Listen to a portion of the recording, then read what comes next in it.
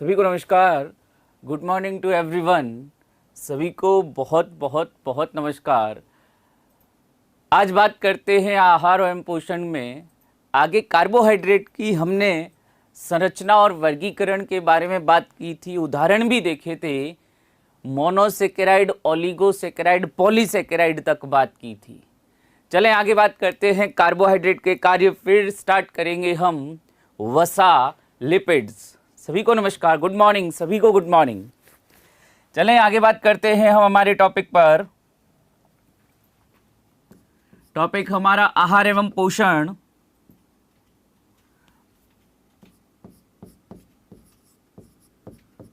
आहार एवं पोषण, फूड एंड न्यूट्रिशन पढ़ रहे थे हम। Food and nutrition.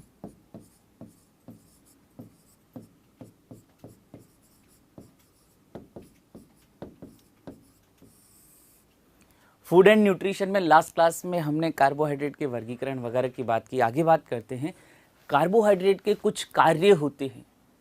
शरीर में कार्बोहाइड्रेट का क्या रोल है, किस तरह से कार्बोहाइड्रेट का उपापचय, मेटाबॉलिज्म किस तरह से होती है। तो सबसे पहले हमने ये तो देख लिया कार्बोहाइड्रेट मिलेगा किस किस से, किस में कौन सी मीठी शर्करा है, कौन सी फल शर्करा है, सब बात कर ली हमने। स्टार्च, ग्लाइकोजन वगैरह सब की बात की। अब हमने जो भी कार्बोहाइड्रेट ग्रहण किया, पचाया हमने, पचित या डाइजेस्टेड कार्बोहाइड्रेट कहां पर गया? हमारी आंतों में है, आहार नाल में, इंटेस्टाइन में हमारे वो कार्बोहाइड्रेट पड़ा है। अब यहां पड़ा किस काम का? इस कार्बोहाइड्रेट को अब क्या किया जाएगा? रक्त में अवशोषित, रक्त में क्या किया जाएगा? एब्जॉर्ब किया जाएगा। अवशोषण की क्रिया होती है। ध्यान रखना, पाचन तंत्र में भी यही पढ़ाऊंगा। सबसे पहले पाचन देखेंगे हम, उसके बाद भोजन का अवशोषण होगा। तो अवशोषण अभी देख लो। ये कार्बोहाइड्रेट का अवशोषण मोनोसेकेराइड यानी सरलतम भाग। देखो, पाचन की अगर मैं परिभाषा दूं कि पाचन है क्या, एक लाइन में सरल सा उत्तर क्या होगा कि जटिल भोज्य पदार्थों को सरल भोज्य पदार्थों में बदलना, कॉम्प्लेक्स फूड सब्सटेंसेस को सिंपल फूड सब्सटेंसेस में कन्वर्ट करना, सिंप्लीफाइड करना। जैसे जटिल पॉलीसेकेराइड थे, उनको तोड़ते तोड़ते तोड़ते यानी उनको सरल करते हुए किस में बदल दिया? मोनोसेकेराइड में। अब ये मोनोसेकेराइड हमारे आंतों में पड़े, इंटेस्टाइन में पड़े, यहां से कहां जाते हैं? ब्लड में। तो आपने कई बार सुना भी होगा, कई जने कहते हैं मेरे शुगर बढ़ गई। क्या बोल देते हैं? शुगर बढ़ गई। हुआ क्या? अब ये देखो, शुगर बोले तो शर्करा, शर्करा बोले तो कार्बोहाइड्रेट। जब ये कार्बोहाइड्रेट आपके ब्लड में गया तो अब आपके ब्लड या रक्त में क्या हुआ? शर्करा का लेवल बढ़ गया। अब इस बढ़े हुए शर्करा लेवल को वापस नॉर्मल कौन करेगा? हार्मोन करते हैं। यानी शर्करा खाने के तुरंत बाद कभी भी ये डायबिटीज वाला टेस्ट नहीं करते, क्योंकि खाने पर डिपेंड करेगा कि आपके खाने में अगर बहुत ज़्यादा मीठा लिया है या कार्बोहाइड्रेट वाले पदार्थ बहुत ज़्यादा खा लिए तो फिर निश्चित रूप से आपका शुगर लेवल बढ़ा हुआ ही दिखाई देगा। इसलिए भूखे पेट डायबिटीज का टेस्ट करते हैं। चलो खैर कोई बात नहीं, कार्बोहाइड्रेट खा लिया, मोनोसेकेराइड पड़े, कहां चले गए? अब रक्त में। तो ये शुगर रक्त में जाएगी। अब यहां ब्लड में क्या किया जाएगा, रक्त में देखो, ब्लड में जो एक्स्ट्रा शर्करा होगी, जितनी जरूरत होगी उसको तो कंज्यूम कर लेंगे, उसका तो उपयोग कर लेंगे। बची हुई अतिरिक्त शर्करा को क्या करेंगे, शर्करा लिख देता हूं ग्लूकोज।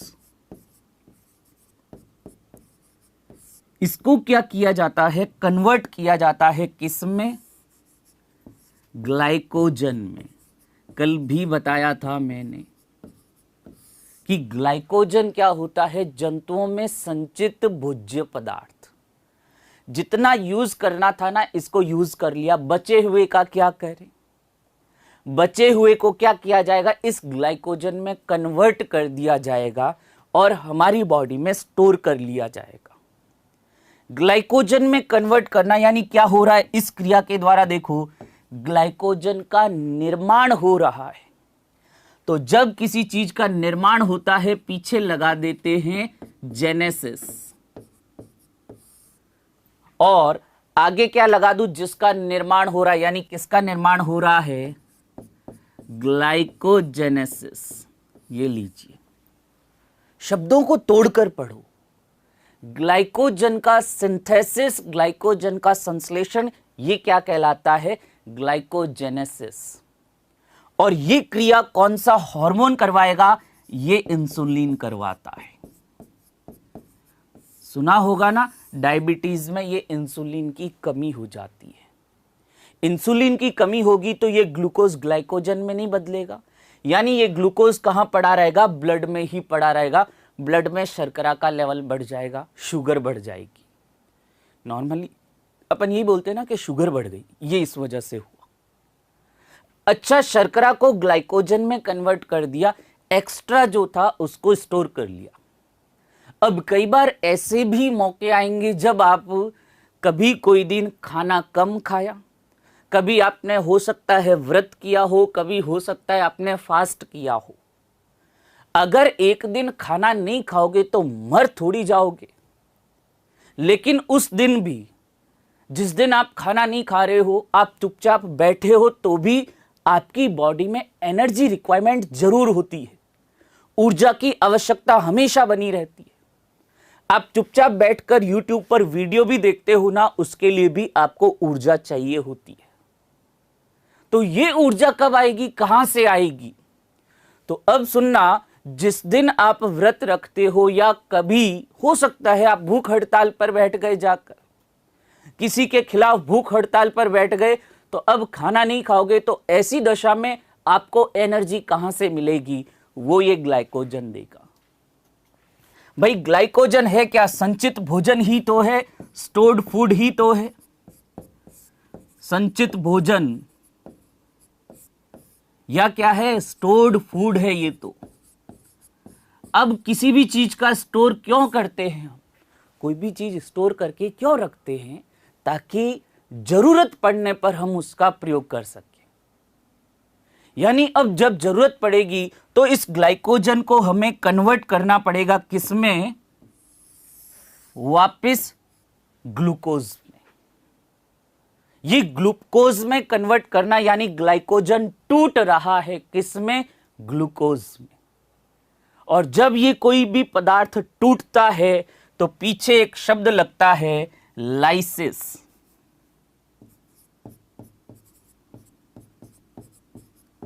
लाइसिस को हिंदी में कहते हैं अपघटन कहते हैं, ठीक है। तो अब यहां पर टूट कौन रहा है, ग्लाइकोजन, तो इसको क्या कह देंगे, ग्लाइकोजेनोलाइसिस।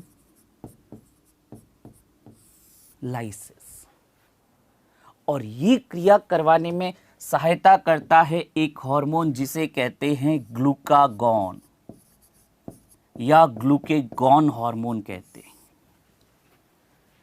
चाहे इंसुलिन की बात करूं, चाहे ग्लूकेगॉन की बात करूं, दोनों के दोनों हार्मोन कहां से आते हैं, अग्न्याशय से आते हैं, पेनक्रियाज से आते हैं। अग्न्याशय या पेनक्रियाज में जो alpha cells, beta cells, Langerhans द्वीप समूह की कोशिकाएं, वहां से आते हैं। तो आपके शरीर में, आपके रक्त में शर्करा के स्तर को बढ़ाने का काम तो कौन करेगा? शर्करा कब बढ़ेगी? जब ग्लूकोज ज्यादा होगा। और ग्लूकोज को बना कौन रहा है? ये ग्लाइकोजिनोलाइसिस के द्वारा कौन सा हार्मोन बना रहा है? ग्लूकेगॉन। तो अब इसका पूरा कंक्लूजन सुने, देखो, आपके रक्त में इंसुलिन शर्करा की मात्रा को कम कर रहा है। कैसे किया कम? कि जो एक्स्ट्रा ग्लूकोज थी उसको किस में कन्वर्ट कर दिया? ग्लाइकोजन। ग्लूकेगॉन इसका उल्टा काम करेगा। ग्लूकेगॉन क्या करेगा? ये इस ग्लाइकोजन को तोड़ेगा और किस में कन्वर्ट कर देगा? ग्लूकोज में, जिससे ब्लड में ग्लूकोज का लेवल क्या हो जाएगा? बढ़ जाएगा। तो ग्लूकेगॉन जहां पर ब्लड में ग्लूकोज या शर्करा का लेवल बढ़ा रहा है, वहीं पर इंसुलिन क्या कर रहा है? कम कर रहा है। क्रिया कौन सी है? ग्लाइकोजेनेसिस, ग्लाइकोजन का निर्माण, ग्लाइकोजन का टूटकर इसमें सरल ग्लूकोज में बदल जाना ग्लाइकोजिनोलाइसिस कहलाता है। सेम ऐसे ही आगे भी पढ़ेंगे वसा के लिए, लिपिड के लिए, लाइपोजेनेसिस और लाइपोलाइसिस। शब्द में फिर कह रहा हूं, ये बड़े बड़े शब्द आते हैं ना, डर जाते हैं कई जने कि सर ये क्या हुआ। शब्दों को तोड़कर पढ़ो। ग्लाइकोजन सुना है, ग्लाइकोजेनेसिस ग्लाइकोजन का निर्माण, लाइसिस ग्लाइकोजन का अपघटन। तो इस तरह से आपके रक्त में ये शर्करा का बैलेंस होता है। हालांकि एक और बात बता दूं, कई दूसरे हार्मोन भी हैं जो ये ग्लूकोज के लेवल को नियमित करते हैं। एड्रिनल ग्रंथि से आते हैं कॉर्टिसोल हार्मोन, वो भी इसको प्रभावित करेंगे। जब ग्रंथियां पढ़ेंगे तब उसकी भी बात करेंगे। तो यहां पर एक तो ग्लूकेगॉन और एक इंसुलिन, ये दोनों एक दूसरे के क्या हैं? उल्टा काम कर रहे हैं। प्रतिरोधी हार्मोन कहलाते हैं, एंटागोनिस्टिक हार्मोन कहलाते हैं। तो यहां हमने पहले बात की किस तरह से आपके ब्लड में शुगर लेवल को मेंटेन किया जाता है। अगर ज्यादा ही कम हो गई ना शर्करा, तो चक्कर आकर गिर पड़ोगे। और शुगर लेवल ज्यादा हो गया, डायबिटीज। डायबिटीज भी बहुत खतरनाक है। चलें आगे बात करें। और भी अगर हम बात करें, ठीक है, ऊर्जा का स्रोत तो है ही।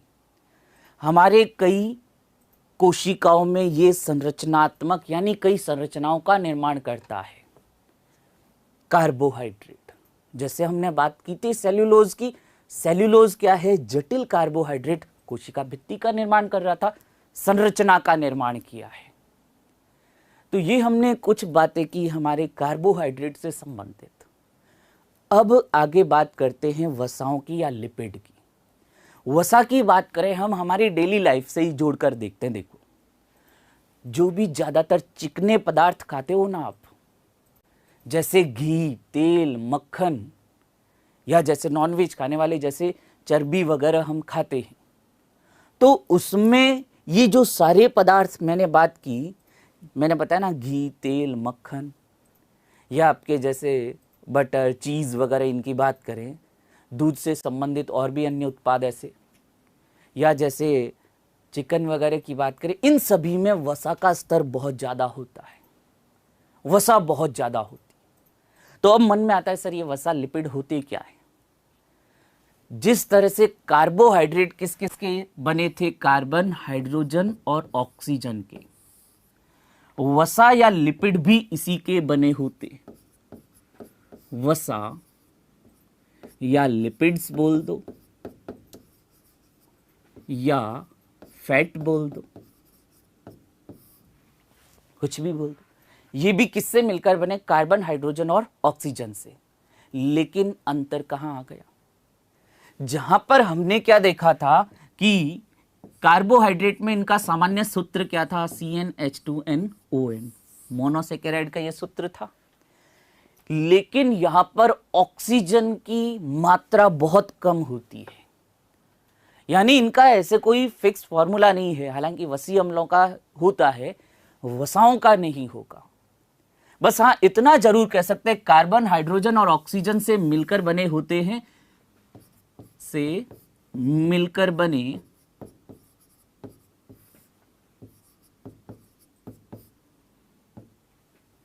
सामान्यतया चिकनाई युक्त होते हैं। सामान्यतया चिकनाई युक्त होते, सामान्यतया चिकनाई युक्त होते। और इनमें एक बात करें, ऑक्सीजन की मात्रा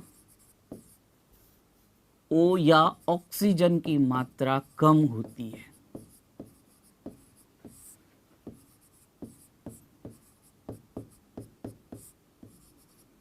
ऑक्सीजन की मात्रा तुलनात्मक रूप से, अगर मैं बात करूं ना कार्बोहाइड्रेट से तुलना करूं, तो कार्बोहाइड्रेट की तुलना में ऑक्सीजन तो बहुत कम होती है। और यहीं से एक बहुत बड़ा कारण आने वाला है। देखो, जब आपको ऊर्जा की आवश्यकता तुरंत होती है ना, इंस्टेंट एनर्जी चाहिए, अभी के अभी मुझे एनर्जी चाहिए, अभी के अभी मुझे ऊर्जा चाहिए, तो मैं ग्लूकोज लूंगा, तो मैं कार्बोहाइड्रेट का सेवन करूंगा, इस वसा का नहीं करूंगा।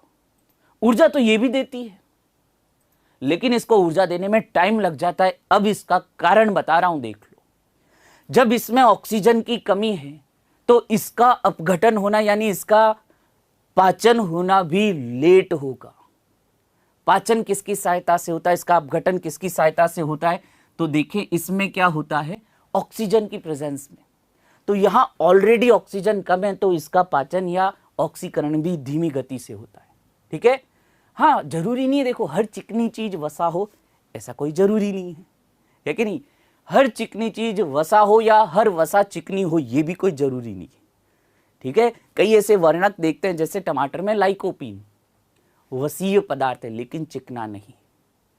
जैसे अगर मैं बात करूं, कई वसा में विलय विटामिन जो होते हैं, जैसे अपन बात करें vitamin A, vitamin D, vitamin E, के, ये वसा विलय विटामिन है। ठीक है, तो ये भी कैसी प्रकृति के होते हैं, वसीय पदार्थ होते हैं। ठीक है, तो आगे बात करें। हाइड्रोजन होगा तो ध्यान देना, रेंसिडिटी अगर अपन बात करें, रेंसिडिटी नॉर्मली जो आगे बात करेंगे अपन, संतृप्त वसाएं, असंतृप्त वसाएं। जो असंतृप्त वसाएं होती है यानी तेल वगैरह, उनमें हम देखेंगे रेंसिडिटी, विकृत गंधिता, बाद में उसकी भी बात करेंगे। ठीक है, चले आगे बात करें। तो ऑक्सीजन की मात्रा कम है, यही कारण है कि इनका पाचन आसानी से नहीं होता। कहते हैं ना, वो कहावत है ना कि घी हर किसी को पचता नहीं है। घी क्या है, वसा ही तो है। ठीक है, तो यही कारण है कि इनका पाचन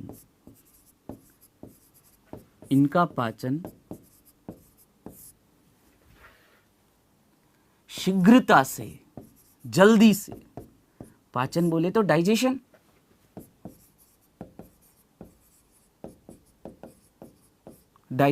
शीघ्रता से, जल्दी से नहीं होता है।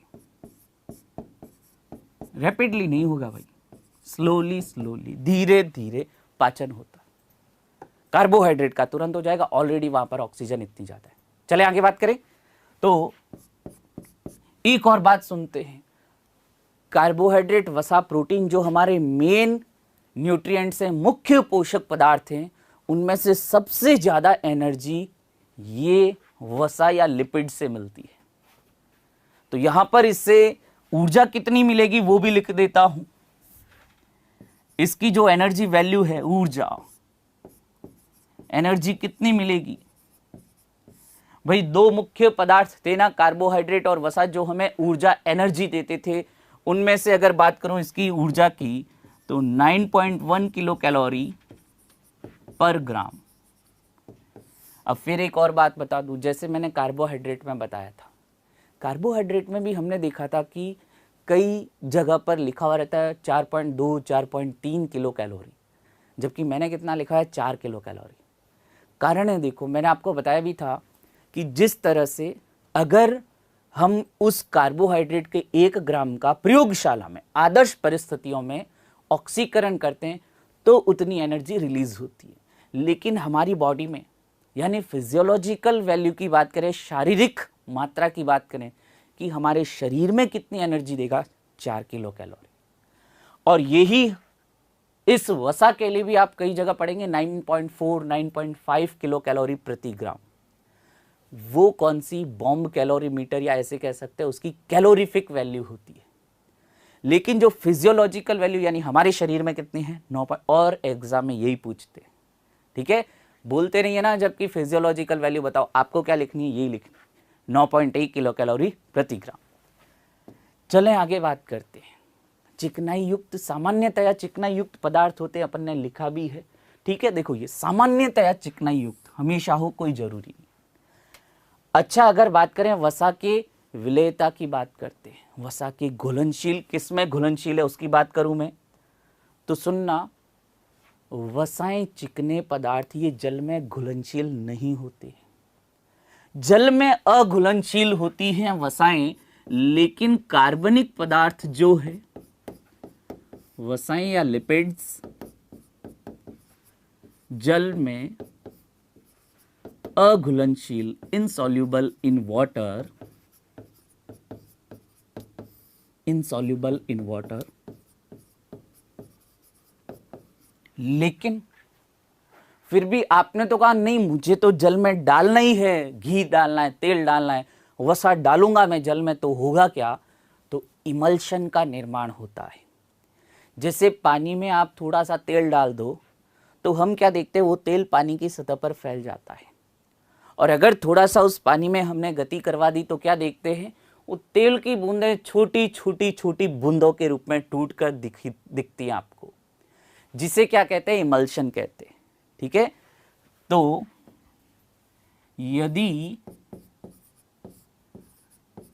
या ऐसे लिख सकते हैं, वसा lipids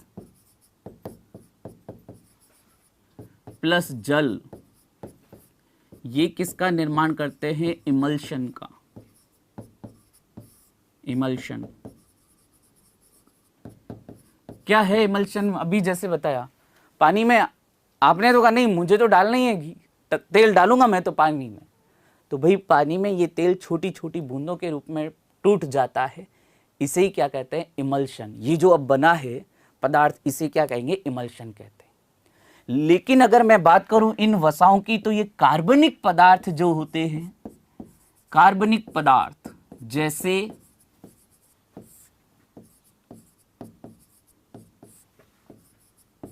ether, benzene, ether, benzene आदि में,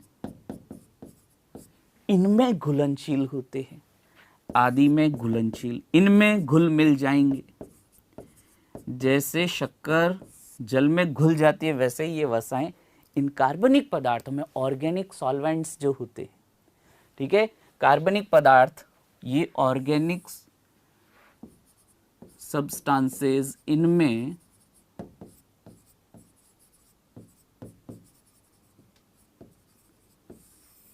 घुल जाती हैं, इमल्शन का निर्माण किया। कार्बन, हाइड्रोजन, ऑक्सीजन से बने, लेकिन ऑक्सीजन की मात्रा क्या है, कम है।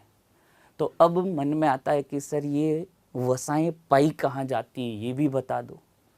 तो वसाएं, जैसे अभी अपन ने बात की, उदाहरण भी लिखवा देता हूं, देखो, घी, तेल, चर्बी, फैट, और भी देखें, जैसे कैरोटीन की बात करूं,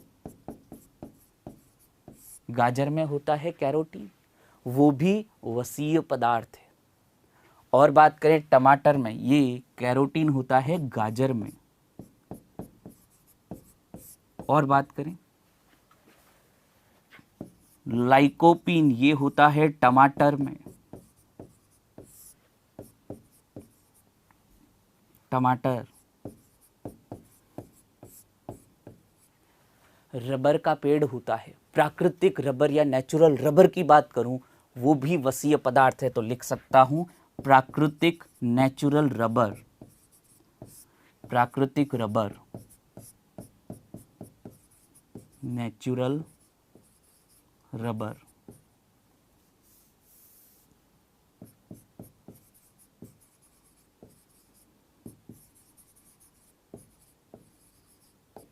मोम, मोम क्या है, वसीय पदार्थ है, ध्यान रखना। मोम एक प्रकार की वसा है, सरल वसा है, जो हमें ये पेट्रोलियम पदार्थ मिलते हैं, कच्चा तेल निकालते हैं अपन, तो जमीन से जो पेट्रोल के कुएं होते हैं, जो पेट्रोलियम पदार्थों के कुएं होते हैं, उनमें से जो हम कच्चा तेल निकालते हैं, उसमें से हमें कई पदार्थ मिलते हैं वसाओं से युक्त, जिसमें से एक मोम भी प्रमुख है। और भी ये वसाएं हमारे कान में भी तो मोम पाया जाता है। हमारे कान में जो वो चिकना पदार्थ होता है जिसे हम कचरा समझकर निकालते हैं, कर्ण मोम जिसे कहते हैं, सिरोमिन जिसे कहते हैं, वो भी वसीय पदार्थ है। हमारी बॉडी में जो स्टेरॉइड होते हैं, कई जने स्टेरॉइड लेते हैं अपने शरीर को बलशाली बनाने के लिए। स्टेरॉइड ड्रग्स के रूप में, दवाओं के रूप में लिया जाता है, वो भी वसा का ही प्रकार है। हमारे कई हार्मोन्स होते हैं जो स्टेरॉइड प्रकृति के होते हैं, वो स्टेरॉइड भी क्या एक प्रकार की वसा है। जैसे नर में बात करें टेस्टोस्टेरोन, मादा में बात करें प्रोजेस्टेरोन, एस्ट्रोजन हार्मोन, किससे बने? स्टेरॉइड से बने। और ये स्टेरॉइड क्या है? ये वसीय पदार्थ है। तो हमने कई ऐसे उदाहरण भी देखे। अब आगे बात करते हैं कि इन वसाओं की, जैसे कार्बोहाइड्रेट में हमने क्या देखा, कई मोनोसेकेराइड इकाइयां आपस में मिलकर जटिल कार्बोहाइड्रेट का निर्माण करती हैं। तो वसा का निर्माण कैसे होता है? वसा का निर्माण दो घटकों से होता है, ध्यान रखना। एक तो हो जाएगा ग्लिसरॉल, पूरी रिएक्शन लिख रहा हूं, ध्यान से देखना। ग्लिसरॉल, ग्लिसरॉल का सूत्र लिखूं, ये लीजिए CH2OH, ग्लिसरॉल ट्राइहाइड्रिक अल्कोहल, ये हो गया ग्लिसरॉल। और इसके साथ जब हम वसीय अम्ल मिला देते हैं, देखो एक बात, वैसे केमिस्ट्री में इन क्रियात्मक समूहों के बारे में हम बात करेंगे। अम्ल, जैसे अगर मैं आपसे पूछूं एसिटिक अम्ल का सूत्र क्या होता है, तो ये आप आसानी से बता दोगे, CH3COH। कई जने बता देंगे, सभी नहीं लेकिन कई जने बता देंगे सर एसिटिक एसिड का सूत्र क्या होता है, CH3COOH। इसमें ध्यान देना, अगर मैं यहां CH3 को हटा दूं तो ये क्या बचा? समूह COOH। ये अम्ल को दर्शाता है, एसिड को दर्शाता है। एसिटिक एसिड या एसिटिक अम्ल की बात करूं, उसमें ये अम्ल वाला समूह कौन सा हुआ? ये COOH। यहां मैंने क्या लिखा है? वसीय अम्ल। तो यहां पर भी जो हम अम्ल देखेंगे उनमें ये देखो COOH, उल्टा लिख दिया, उल्टा कहूं सीधा कहूं, है तो COH समूह। इधर मैं इसके कोई दूसरा पदार्थ जोड़ देता हूं, R1 लिख दिया, ठीक है। तो वसीय अम्ल के मुझे 3 अणु चाहिएंगे। अम्ल है, देख लो पीछे COOH, ये COH, 3 अणु वसीय अम्ल के। अब इन दोनों की क्या करवा देते हैं? रिएक्शन करवा देते हैं। तो रिएक्शन में सुनना ध्यान से, लास्ट क्लास में भी जब हमने कार्बोहाइड्रेट का निर्माण किया था, जल का अणु निकाल दिया था, यहां पर भी जल के अणु निकालेंगे। कैसे? देखो, जल क्या होता है? H2O। तो मुझे H2O निकालना है, अपने को क्या है? जल निकालना है। ये लो, H2O निकाल दिया। फिर इस दूसरे वाले अम्ल के साथ भी यहां से क्रिया हुई, ये देखो H2 है और एक A है, O1 हो गया। और यहां से भी ये इस तरह से। अच्छा, एक बात और भी सुनो, सब चीजें पढ़ी होती है, बस जब हमारे सामने आती है अपन पहचान नहीं पाते। अम्ल की सामान्य परिभाषा क्या होती है कि वो H+ आयन देते हैं। ये क्या है? अम्ल। इसने क्या दे दिया अपने में से? ये H दे दिया। तो यहां पर अम्ल अपना कार्य भी कर रहा है, ये अपना H दे रहा है, और ये इधर ग्लिसरॉल में से OH आ गए। तो कितने H2O निकले? ये देख लो, H2O, H2O, H2O। जल के 3 अणु खत्म, निकल गए। बच गए, उनको आपस में जोड़ दो और आपको वसा प्राप्त हो जाएगी। कैसे? देख लो, जब ये क्रिया होगी तो वसा का जो अणु बनेगा वो देख लो, इधर CH2 बॉन्ड, यहां से OH गायब हो गया, यहां से H गायब हो गया, बचा क्या? ये O R1। नीचे क्या है? देख लो, जो इधर लिखा हुआ वही लिख रहा हूं मैं। ये बॉन्ड, ये OH गायब कर दिया, ये H गायब कर दिया, ये O, ये COR2, फिर और नीचे आ जाओ CH2, फिर O, यहां से CH2, ये OH और ये H तो गायब हो गया, बचे ये दो, ये लीजिए, कर सकते हैं ना। सीधी सी बात ध्यान रखना, अब मैं परिभाषा शब्दों के रूप में बोल रहा हूं, इसको देखना सुनना। ग्लिसरॉल का एक अणु वसीय अम्ल के 3 अणु जब आपस में क्रिया करते हैं तो ये वसा का निर्माण होता है, ये वसा है। अगर सीधा ये लिख दें तो बहुत थोड़ा जटिल लगता है, कॉम्प्लेक्स लगता है, लेकिन ग्लिसरॉल पॉलीहाइड्रिक अल्कोहल, फिर ये वसीय अम्ल, अम्ल क्यों का ये देख लो, H भी दे रहा है, अम्ल की परिभाषा यही तो पढ़ते हैं अपन, H प्लस आयन देता है, ठीक है। तो यहां पर क्या बन गया, ये बन गया वसीय अम्ल। अब बात आती है सर क्वेश्चन कैसे बनेंगे, ये वसा बन गई, सॉरी। अब पूछते हैं सर क्वेश्चन कैसा बनेगा, तो सुनो, कार्बोहाइड्रेट के निर्माण के दौरान कौन सा बंध बन रहा था, ग्लाइकोसाइडिक बंध बन रहा था। यहां पर भी इन दोनों के बीच में कौन सा बंध बना है वो बता रहा हूं। कौन सा बंध बना, ये देखो,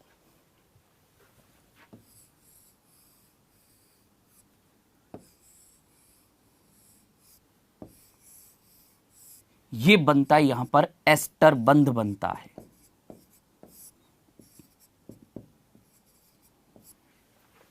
पहला ही क्वेश्चन धरते यही है, क्या कि वसाओं में या वसीय अम्ल और ग्लिसरॉल के बीच किस बंध के निर्माण से वसाओं का निर्माण हुआ।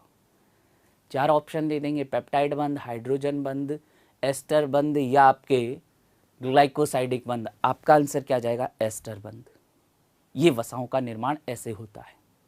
तो वसा के निर्माण में वसीय अम्ल और ग्लिसरॉल ने मिलकर इस तरह से वसा का निर्माण किया, और ये वसाएं जो होती है इन्हें हम कह देते हैं सरल वसाएं, सिंपल लिपिड्स।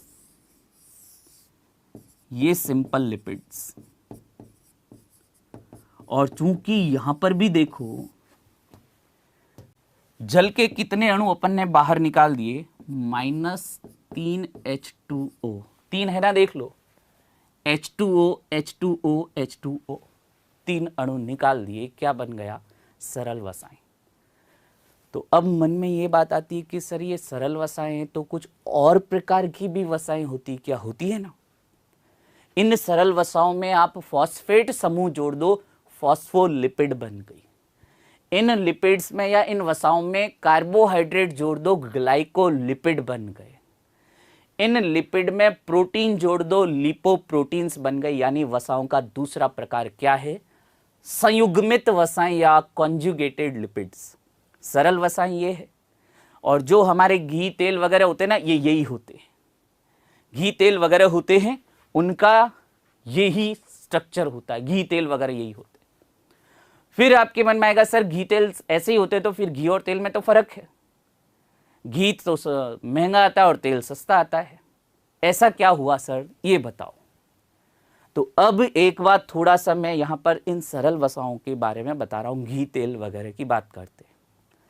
अच्छा, अगर कार्बन के, थोड़ा सा केमिस्ट्री यहां पर आएगी क्योंकि यहां पर रसायन विज्ञान से, भाई रसायनों की ही तो बात कर रहे हैं।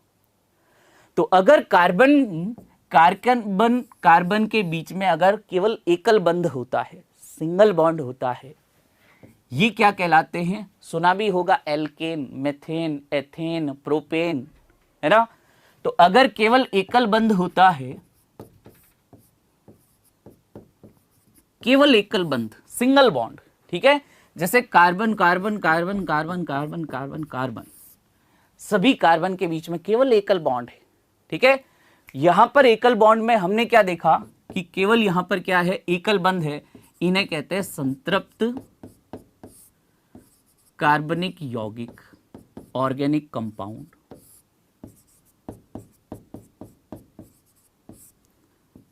सैचुरेटेड ऑर्गेनिक कंपाउंड, संतृप्त कार्बनिक यौगिक, ठीक है। कीटोन ध्यान देखना, अभी यहां पर इसमें कीटोन सीधा प्रत्यक्ष रूप से इसमें वसाओं में आपको कीटोन नहीं दिखता। कीटोन समूह हमने बात की थी कार्बोहाइड्रेट में दिखता है एल्डिहाइड और कीटोन, ठीक है। खैर वो अपन बात करें, हाँ एग्जैक्टली, डबल बॉन्ड होने पर एल्कीन, सिंगल बॉन्ड होने पर एल्केन और ट्रिपल बॉन्ड होने पर एल्काइन, ठीक है। तो संतृप्त कार्बनिक यौगिक होते हैं ऐसे सिंगल बॉन्ड वाले। अगर यहां पर मैं बात करूं कार्बन कार्बन के बीच डबल बॉन्ड आ गया, असंतृप्त हो जाएगा, ठीक है। ये असंतृप्त कार्बनिक यौगिक कहलाएंगे।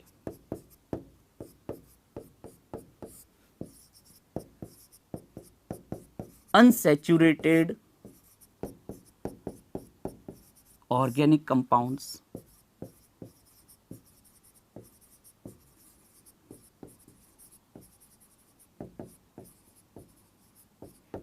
Unsaturated organic compounds. अब देख लो यहां पर वसा के बीच में ये क्यों लेकर आया, ये बता देता हूं। जो घी, बटर, मक्खन वगैरह होते हैं, घी, बटर, मक्खन वगैरह होते हैं, ये होते हैं संतृप्त वसाएं होती है।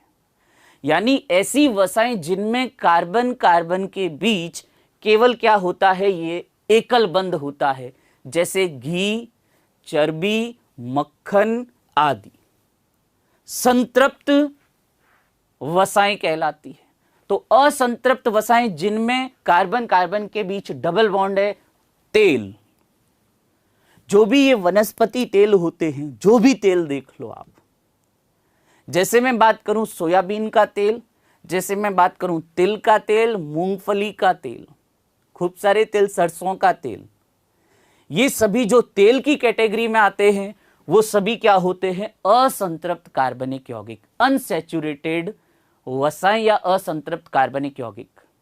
जबकि घी या बात करूं मक्खन, चर्बी वगैरह, वो क्या होते हैं, संतृप्त वसाएं या संतृप्त कार्बनिक यौगिक।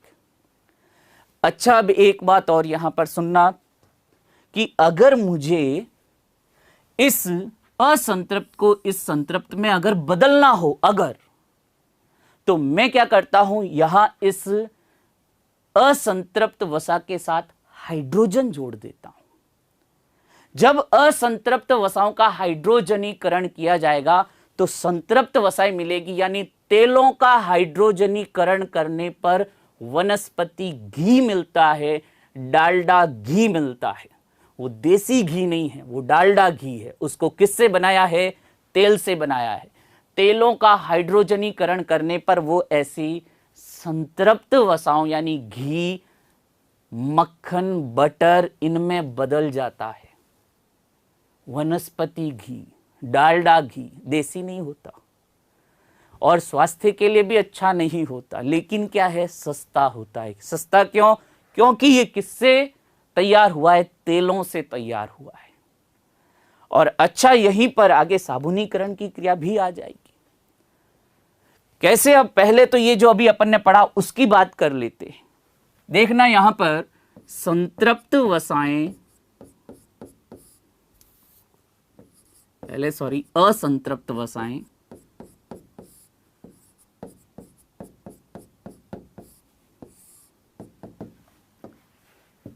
इनमें कार्बन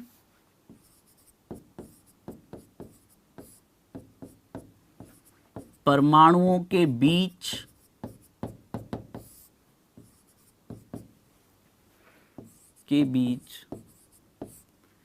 द्विबंध, डबल बॉन्ड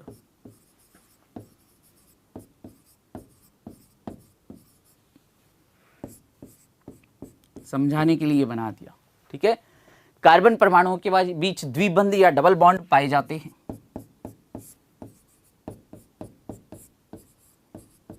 और इनके एग्जाम्पल लिख लें, जैसे तेल, जो भी ये वनस्पति तेल है, तेल क्या है, अनसैचुरेटेड या असंतृप्त वसाएं लिख सकते हैं, अनसैचुरेटेड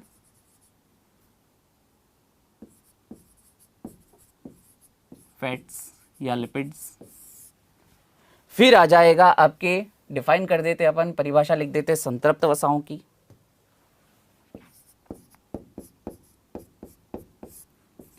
संतृप्त वसाएं, तो इसमें आ जाएगा, इनमें कार्बन परमाणुओं के बीच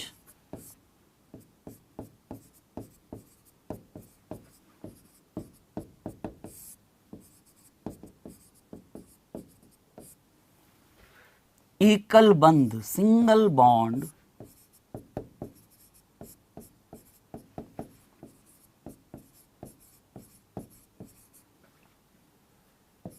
कार्बन, सिंगल बॉन्ड कार्बन पाए जाते हैं।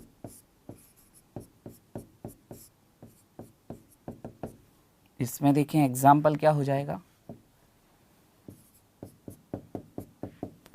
घी, बटर, चर्बी या फैट, ये सभी किस में आ जाते हैं, सैचुरेटेड, संतृप्त में आ जाएंगे। और अगर मुझे इस संतृप्त वसा यानी तेल से मुझे घी बनाना है, अगर मुझे ये करना है, अगर, तो इसके लिए एक क्रिया होती है जिसे हम कहते हैं हाइड्रोजनीकरण। ये हाइड्रोजनीकरण करने पर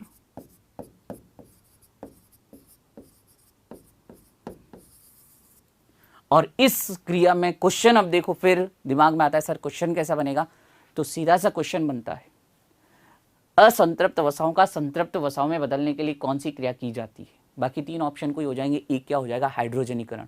आपका आंसर क्या जाएगा, हाइड्रोजनीकरण। फिर और भी क्वेश्चन यहीं से देखो, हाइड्रोजनीकरण की इस क्रिया में उत्प्रेरक के रूप में कौन कार्य करता है। जल्दी से जवाब दीजिए कि उत्प्रेरक के रूप में इसमें यहां पर कौन कार्य करेगा। ये जो असंतृप्त वसाओं को हमने संतृप्त वसाओं, सैचुरेटेड फैट्स में हमने बदला, ये क्रिया हाइड्रोजनेशन या हाइड्रोजनीकरण, इस हाइड्रोजनीकरण में उत्प्रेरक, कैटलिस्ट का काम कौन करेगा। एग्जैक्टली, बिल्कुल सही है, कई जनों ने आंसर दिया है, निकिल, निकिल, निकिल, वेरी गुड। निकिल जो होता है, निकिल इसमें उत्प्रेरक का काम करेगा, ये भी लिख लेते हैं, निकिल उत्प्रेरक, कैटलिस्ट। अब दिमाग में आएगा सर ये कैटलिस्ट क्या होता है, उत्प्रेरक क्या है, ये तो बता दो। कैटलिस्ट या उत्प्रेरक, वेरी गुड, वेरी गुड, काफी जनों ने दिया है निकल, निकल, निकल, निकल, very good, very good, very good. तो सुनना, निकिल उत्प्रेरक का काम कर रहा है यहां पर, सुनना देखो, ये निकिल क्या कर रहा है, इस क्रिया की दर को बढ़ा देगा। अगर निकिल नहीं होता तो भी ये क्रिया हो सकती थी, लेकिन धीरे धीरे होती। निकिल ने आते ही फटाक से क्या कर दी, इस रिएक्शन, इस क्रिया की दर को बढ़ा दिया, जल्दी से ये क्रिया हो गई। ठीक है, तो ये क्रिया को जल्दी करवा देते हैं कौन, उत्प्रेरक। तो ये असंतृप्त वसाओं से हाइड्रोजनीकरण करके हमने निकिल उत्प्रेरक की उपस्थिति में क्या बना ली, संतृप्त वसाएं। और ऐसा जो वनस्पति घी होगा ना, आजकल तो बहुत कम जने यूज करते हैं, देसी घी का मुकाबला नहीं है। और ये जो वनस्पति घी होता है स्वास्थ्य के लिए भी अच्छा नहीं होता है। ठीक है, अच्छा जैसे बात करें कोकोनट ऑयल, क्योंकि दिमाग में आता है ना कि सर कोकोनट ऑयल तो जैसे घी जमता है वैसे कोकोनट का तेल भी जम जाता है। तो सुनना, ये जो वसीय अम्ल होते हैं ना, इनमें एग्जैक्टली जो मैं बात कर रहा हूं ना, संतृप्त है, असंतृप्त है, बात कर रहा हूं ना मैं कि संतृप्त, असंतृप्त, सैचुरेटेड, अनसैचुरेटेड, कार्बन के सिंगल बॉन्ड, डबल बॉन्ड, ये एग्जैक्टली इन वसीय अम्लों के कारण होता है। जो संतृप्त या असंतृप्त बात करें ना, ये वसीय अम्ल होते हैं। ठीक है, वसीय अम्ल संतृप्त या असंतृप्त होते हैं। तो कोकोनट तेल की बात करते हैं, कोकोनट तेल या नारियल का तेल हम देखते हैं सामान्यतः थोड़ी सी भी ठंड पड़ती है ना, जम जाता है। क्यों? जैसे घी जमता है वैसे कोकोनट का तेल यानी नारियल का तेल जम जाता है। उसका कारण बता रहा हूं कि कोकोनट तेल में संतृप्त वसीय अम्ल ज्यादा होते हैं। ठीक है, बाकी जो दूसरे तेल होते हैं ना, जैसे सरसों का तेल, कितनी भी ठंड पड़ जाए जमता है क्या? नहीं जमता है, क्योंकि उसमें क्या है, असंतृप्त वसीय अम्ल है। अब आप जैसे कई बार यहां पर अपन ने देखा कि किस तरह से कई बार टीवी में भी ऐड देखते हैं कि ऐसा तेल जो आपके हृदय के लिए अच्छा है। जैसे वो सफोला वगैरह का ऐड आता है ना टीवी पर कि आपके दिल का ध्यान रखने वाला तेल। क्यों भाई, तेल ही क्या ध्यान रखता है? हमारे बड़े बुजुर्ग तो घी खाते थे और उनको कभी ऐसी हार्ट की प्रॉब्लम नहीं होती थी। तो कारण सुनो, अब असंतृप्त वसाएं हो चाहे संतृप्त वसाएं हो, दोनों हमारे शरीर के लिए जरूरी है। घी भी खाना चाहिए, लेकिन उस घी को पचाने के लिए वापस शारीरिक श्रम करना पड़ता है। अगर आपने शारीरिक श्रम नहीं किया तो ये जो संतृप्त वसाएं होती है ना, जैसे घी, बटर वगैरह, ये आपके रक्त की नलिकाओं में कोलेस्ट्रॉल के रूप में धीरे धीरे जमने लगते हैं, जिससे अगर ये हमारे दिल वाली रक्त नलिका में अगर ब्लॉकेज हो गया ना, दिल का दौरा आ जाएगा। इसलिए घी खाना कोई बुरी बात नहीं, लेकिन उतना हमें वापस शारीरिक श्रम करना चाहिए। हमारे बड़े बुजुर्ग तो क्या खेतों में काम करते थे, घी पच जाता था, लेकिन आजकल जोमेटो स्विगी पर ऑर्डर करते और उसको भी बुला लेते हैं ऊपर के ऊपर आकर डिलीवरी कर दो, नीचे भी नहीं उतरना। शारीरिक श्रम में कमी आई।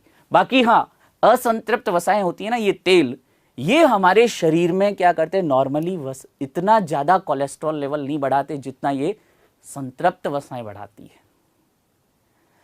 अब यहीं पर वसा से संबंधित एक और क्रिया बता रहा हूं। वसा या लिपिड्स के साथ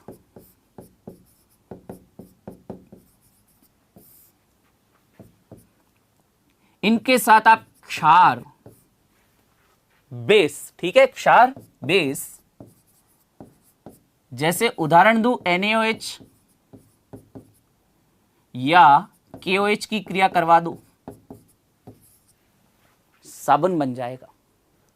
क्वेश्चन कैसे बनता है फिर सुन लो कि साबुनीकरण की क्रियाओं में वसाओं के साथ किसकी क्रिया करवाई जाती है, अम्ल, क्षार, लवण या कोई अन्य वस्तु, तो क्या आ जाएगा, क्षार। ये क्रिया क्या कहलाएगी, साबुनीकरण, सेपोनिफिकेशन कहलाती है। साबुनीकरण कहलाती है, सेपोनिफिकेशन कहलाती है।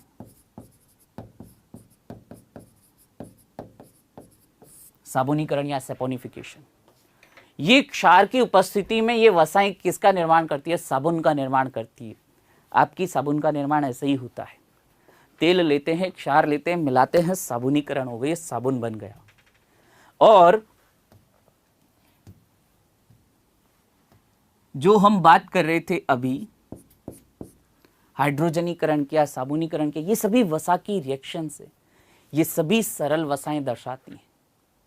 तो अब जब मैं बार बार बात कर रहा हूं सरल वसाएं, सरल वसाएं, सरल वसाएं, और प्रकार की भी वसाएं, लिपिड्स होते होंगे, सिंपल लिपिड्स के अलावा कॉन्जुगेटेड और डिराइव्ड लिपिड्स भी होते हैं। तो हम बात करें कि इन सरल वसाओं के अन्य उदाहरणों की बात कर लें पहले। सिंपल लिपिड्स,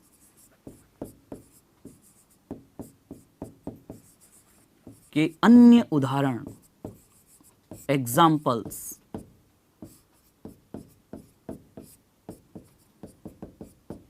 तो देखना, जो मैंने अभी थोड़ी देर पहले बताया था, आपके कान में वो जो पदार्थ निकलता है ना, जिसको कई बार आप चाहो तो कभी तो पेन की रिफिल से, कभी तीली मिल जाए, कभी कुछ भी मिल जाए, बस कान में ऐसे ऐसे करते रहते, कई जनों को दिखता।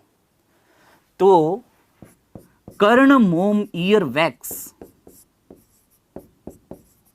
कर्ण मोम या ईयर वैक्स जो है, ये किसका उदाहरण है, सरल वसा का।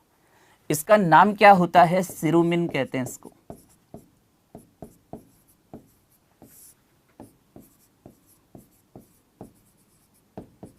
सिरुमिन कहते हैं। जो जंतुओं या पक्षियों के फर पर, जंतुओं या पक्षियों के फर पर एक पतली सी वसीय पदार्थ की परत पाई जाती है, जिसके कारण उनके फर या उनके पंख आसानी से गीले नहीं होते। सीधी सी बात है, देखो, अगर यहां पर आपकी स्किन पर थोड़ा सा मैं तेल लगा दूं, वसा लगा दूं, और फिर उस पर पानी गिराऊं, तो पानी उस आपकी त्वचा को गीला करेगा क्या, नहीं करेगा। तो जंतुओं में और पक्षियों में भी उनके फर या उनके जो पंख होते हैं उन पर वसा की एक पतली परत पाई जाती है। और ये वसा कौन सी होती है? सरल वसा, सिंपल लिपिड। नाम क्या है? लैनोलिन है। लिख देते हैं। जंतुओं, एनिमल्स या पक्षियों के फर या पंखों पर, फीदर्स पर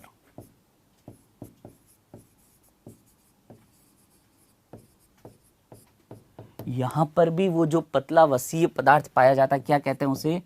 लैनोलिन कहते हैं। मधुमक्खी, हनी बी, मधुमक्खी जो होती है उसके पेट में, मधुमक्खी के पेट में कुछ ग्रंथियां होती है, ग्लैंड्स, जिससे वो मोम जैसे पदार्थ का स्रवण करती है। वो भी क्या है? इसी सरल वसा का उदाहरण है। बीज वैक्स या मधुमक्खी मोम या मधुमोम कहते हैं। लिख सकते हैं मधुमोम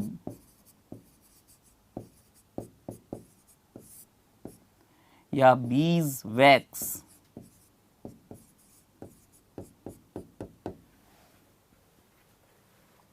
ये मधुमक्खियों से प्राप्त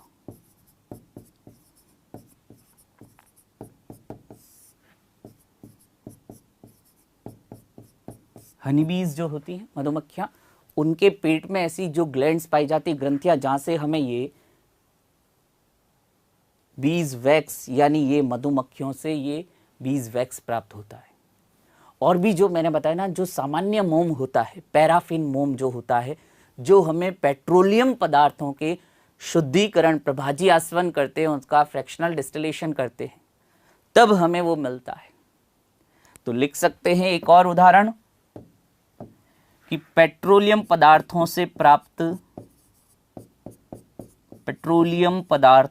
प्राप्त मोम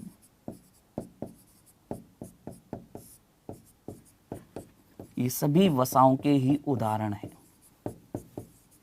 पैराफिन वैक्स, पैराफिन वैक्स या पैराफिन मोम, ये भी सरल वसा का उदाहरण है। तो अब तक हमने सरल वसा का अध्ययन किया और उसमें देखा वसीय अम्ल और ग्लिसरॉल से मिलकर बन गई साबुनीकरण, हाइड्रोजनीकरण, इनकी सामान्य क्रियाएं हैं। क्या घी है, क्या तेल है, इनकी बात की। अब मैं वसाओं के प्रकार बताऊं, जिसमें से एक अपन पढ़ चुके हैं, टाइप्स ऑफ फैट्स, वसाओं के प्रकार, जिसमें सबसे इंपॉर्टेंट जो था वो अपन पढ़ भी चुके हैं। ये सरल वसाएं, सिंपल लिपिड्स, सरल वसाएं, सिंपल लिपिड्स। और देखें संयुग्मित वसाएं,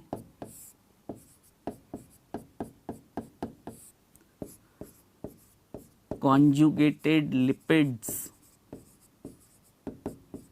क्योंकि अभी मन में आएगा सर अभी तो आप स्टेरॉइड बता रहे थे, अभी तक आपने स्टेरॉइड का उदाहरण तो नहीं दिया, तो अब आएगा स्टेरॉइड, ठीक है। और फिर आ जाते हैं व्युत्पन्न वसाएं,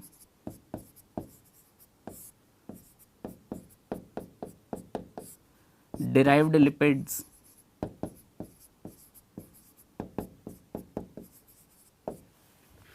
टाइप्स ऑफ लिपिड्स, वसाओं के प्रकार।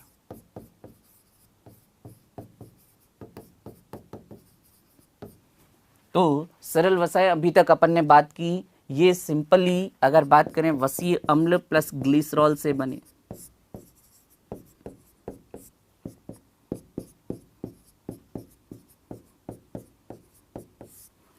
संयुग्मित वसाओं की अगर बात करूं कि ये संयुग्मित वसाएं है क्या, इनकी बात करें संयुग्मित वसाओं की, तो मन में आता है कि सर संयुग्मित वसाएं क्या, ये बता दो। तो संयुग्मित वसाओं में क्या होता है? सरल वसाएं, सिंपल लिपिड्स प्लस कोई क्रियात्मक समूह या फंक्शनल ग्रुप।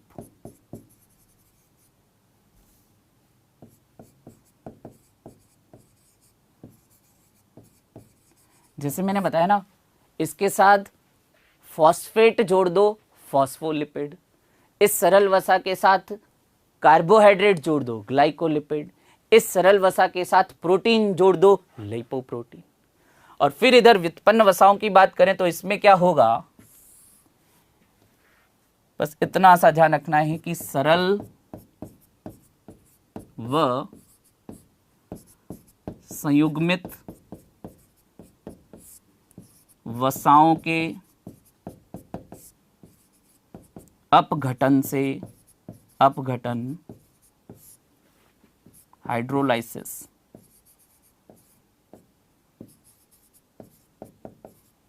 से निर्माण बनती है।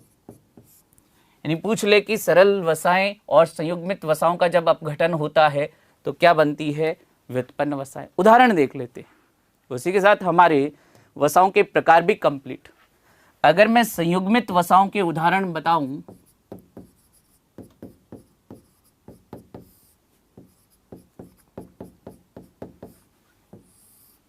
कॉन्जुगेटेड,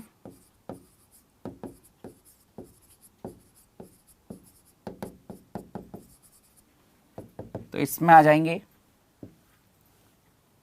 एक तो आपके फॉस्फोलिपिड। ये कोशिका झिल्ली के निर्माण में इसका कोशिका झिल्ली बनाता है, कोशिका झिल्ली या सेल मेम्ब्रेन।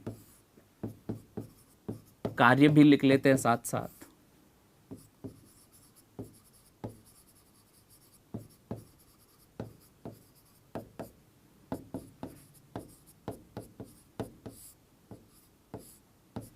फिर देखते हैं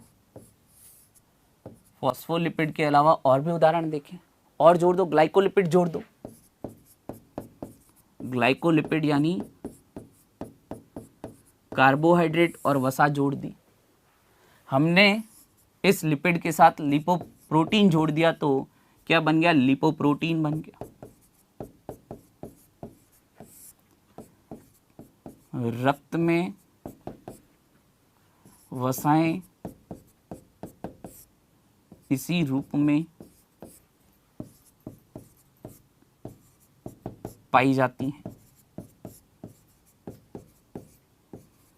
यानी अगर हमारे ब्लड में बात करूं, ब्लड में भी क्या होता है, जो वसाएं लिपिड होती हैं वो इस लिपोप्रोटीन के रूप में पाई जाती है। तो अब तक हमने वसाओं के अलग अलग प्रकार पढ़े। ज़्यादातर प्रश्न बनने की संभावनाएं भी कहाँ पर रहती है, वहाँ पर सरल और जो संतृप्त असंतृप्त वसाओं की बात की। तो अब एक बार जल्दी से बता देता हूँ जो अपन ने आज पढ़ा। सबसे पहले अपन ने शर्कराओं का जो शुगर की बात की थी कि कब शुगर का लेवल ज़्यादा होता है तो कौन सा हार्मोन उसे कम करेगा, अगर शुगर का लेवल कम हो गया तो वापस उसे बढ़ाने का हार्मोन कौन सा हार्मोन काम करेगा। इंसुलिन और ग्लूकेगॉन दोनों एक दूसरे के विपरीत प्रतिरोधी हार्मोन। इसके बाद हमने बात की वसा या लिपिड की। ये भी कार्बन, हाइड्रोजन, ऑक्सीजन से बने, लेकिन इनमें ऑक्सीजन की मात्रा क्या थी, कम थी। सामान्यतः चिकनाई युक्त पदार्थ होते हैं और हमने ये बात की कि इनका पाचन धीमे होता है, तुरंत ऊर्जा नहीं देखेंगे, टाइम लेते हैं ऊर्जा देने में। क्वेश्चन यहीं से बन जाता है कि ये जो ऊर्जा का मान है, वसा के 1 ग्राम से मिलने वाली ऊर्जा कितनी है, 9.1 किलो कैलोरी। सिंपल से क्वेश्चन भी बनते हैं। आगे बात करें, वसा या लिपिड जल में अघुलनशील है, अगर फिर भी जल में डाल दिया, इमल्शन बना दिया, वो जल के अंदर अगर तेल मिला भी दो, छोटी छोटी बूंदें दिखाई देती है, क्या है, इमल्शन है। ठीक है। फिर इसके बाद हम देखते हैं उदाहरण। सीधा सा आपको कई बार ऐसे क्वेश्चन आ जाता है एग्जाम में कि निम्नलिखित में से वसाओं के उदाहरण हैं, और उसमें कभी जैसे रबर या लाइकोपिन, कैरोटीन दे देते तो कई बार अपन ये सोचते हैं यार ये तो है ही नहीं, हमें तो घी, तेल, चर्बी वगैरह यही पता है कि यही चिकनाई वाले पदार्थ, बटर वगैरह यही होते हैं वसाएं। इनमें भी वसा होती है। ठीक है। पेड़ों से मिलता है प्राकृतिक रबर, नेचुरल रबर, ये भी वसा का उदाहरण है। टमाटर में पाया जाने वाला लाइकोपिन, कैरोटीन या वो जो यूकेलिप्टस का तेल होता है ना, तेल जहां पर भी आ गया ना शब्द, वसा है। यूकेलिप्टस का जो तेल होता है जिसका हम कई बार जैसे देखते हैं, चाहे मूव लगाओ चाहे कोई दूसरी दवाई लगाओ, चोट लगने पर जो भी दवाई लगाते हैं स्मेल सब में एक जैसी ही आती है। जो गंध होती है लगभग सभी की एक जैसी होती है, यूकेलिप्टस का तेल होता है उनमें। और ये कैसा है, वसीय पदार्थ है। फिर हमने आगे बात की वसीय अम्ल, ग्लिसरॉल, ये दोनों मिलकर सरल वसाओं का निर्माण करते हैं। किस तरह से ये हाइड्रोजन का निष्कासन हुआ, यहाँ पर भी देखो निर्जलीकरण हो रहा है, डिहाइड्रेशन यहाँ पर भी हो रहा है। मैंने बताया कहाँ से ये H2O निकला और किस तरह से एस्टर बंध बना और ये वसाओं का निर्माण हुआ। सीधा सा क्वेश्चन बनता है वसाओं में कौन सा बंध पाया जाता है, आंसर क्या होगा, एस्टर बंध होगा। फिर हमने एकल बंध वाले कार्बनिक यौगिक, डबल बॉन्ड वाले संतृप्त असंतृप्त की बात की, संतृप्त कार्बनिक यौगिक असंतृप्त दोनों की बात की। घी वगैरह संतृप्त में आ जाते हैं, असंतृप्त में तेल वगैरह आ जाएंगे। और इन संतृप्त असंतृप्त को, जैसे असंतृप्त वसाओं यानी तेल से घी बनाना, हाइड्रोजनीकरण निकल उत्प्रेरक है, क्वेश्चन यहां से भी बनता है। फिर हमने वसाओं के अलग अलग प्रकार देखे, चाहे तो सिरोमिन की बात करें, लेनोलिन की बात करें, बीजवैक्स या पैराफिन मोम की बात करें। वसाओं के प्रकार देखे, सरल, संयुग्मित और व्युत्पन्न, और फिर इनके भी हमने उदाहरण देखे। तो ये वसाओं की बात हमने की, बाकी बात करते हैं नेक्स्ट क्लासेस में। Thank you very much. Subscribe करें उत्कर्ष के YouTube चैनल को और लेटेस्ट अपडेट पाने के लिए बेल आइकन को प्रेस करें। प्रतियोगी परीक्षाओं की तैयारी करें अब घर बैठे, तो जुड़े रहें उत्कर्ष के YouTube चैनल के साथ। अब पढ़ो कहीं भी कभी भी।